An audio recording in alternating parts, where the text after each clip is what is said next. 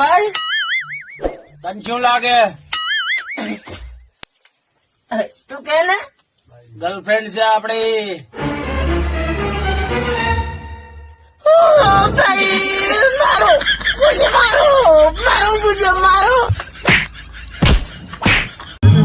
ઠાકોર સમાજને પણ સમસ્ત ગુજરાતનું ઘરેણું છે. અને પાછી આ માણસની એક ખાસિયત કે ઘણા કલાકારોના અંદર કોઈ થોડી ઘણી ઈર્ષા જેવું હોય, ઘણી કે ભાઈ આ કલાકારોનો થોડો ઘણો રાગ ઓછો આવતો હોય, પણ આ માણસને બધા જ કલાકાર પ્રત્યે પ્રેમ ભાવ છે, લાગણી છે. અને સાહેબ, અને બીજી વાત જિગ્નેશભાઈ, મને બધા જ કલાકારો જોડે પ્રેમ લાગણી છે, પણ બધા જ કલાકારો મને પણ એટલો જ પ્રેમ આપે છે, લાગણી આપે છે.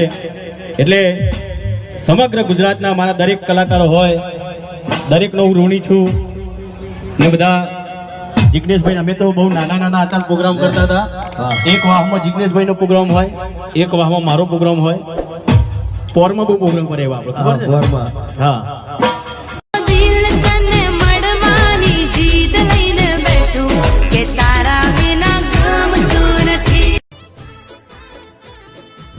તમે જે વ્યક્તિને કોલ કરો છો તે બીજા કોઈ કોલ પર વ્યસ્ત છે. તારું ફોન વેટિંગ માં નક્કી તું કોકના સેટિંગ માં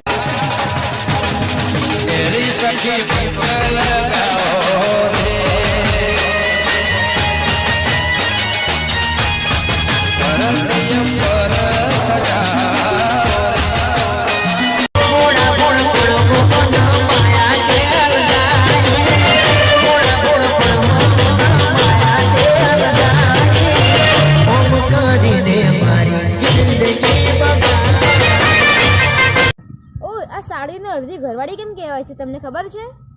આ એવી સ્કીમ છે ને જે દરેક પતિને કહેવામાં તો આવે છે, પણ કોઈને આપવામાં નથી આવતી.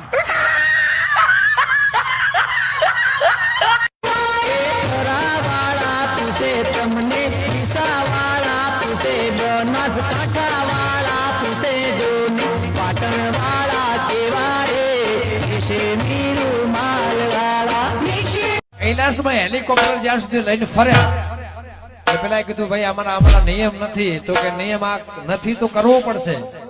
હેલિકોપ્ટર માં ગીત વાગશે જ. ગુજરાતના ઠાકોર તેવા મારા ભાઈ, તેવા મારા ભાઈ, નોબના લેવાય ને કર મજા આવે નહીં. બકરી ડબા પુરોડી એ કોણે થવાની, બકરી ડબા પુરોડી. જીત થાય છે એટલે માફિયું માંગે ઈ બીજા, અમે માફિયું માંગે ઈ બીજા, એવા કેવા વાળા ઈ બીજા કોઈ નહીં, આ પોતે. સમજી જાઓ મારા ભાઈ, મારી કઈ ભૂલ ચૂક થઈ ગઈ હોય ને તો માફ કરી દેજો તમારી નાની બેન સમજીને. મને એક વાતનું બહુ દુઃખ થયું યાર, તો હું ખોટું બોલી. આખા ગામને ખબર છે યાર કે તું સાપલી ખોટાડી છો, ઈ આખા ગામને ખબર છે. જેટલા ઠાકોર સમાજ છે અને ઠાકોર સમાજ પ્રત્યે મને એટલા માટે પ્રેમ છે કે હું પોતે, અમે પોતે ઠાકોર સમાજના રાવજી છીએ, ઠાકોર સમાજના બારોટજી છીએ. એટલા માટે હું આ સમાજના રોટલા ખાઈ નાનો મોટો થયો સાહેબ. એટલે આ સમાજને કેમ ભૂલાય, એટલે માતાજીને પ્રાર્થના કરું છું કે એ દુઆ કરું દિન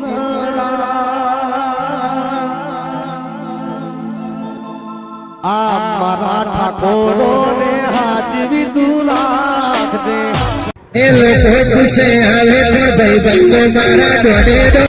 અરે આ કોપી સોંગ ના ચાલે અહીંયા, આપણા લખનભાઈ ઠાકોર નો વગાડો ઓરિજિનલ સોંગ.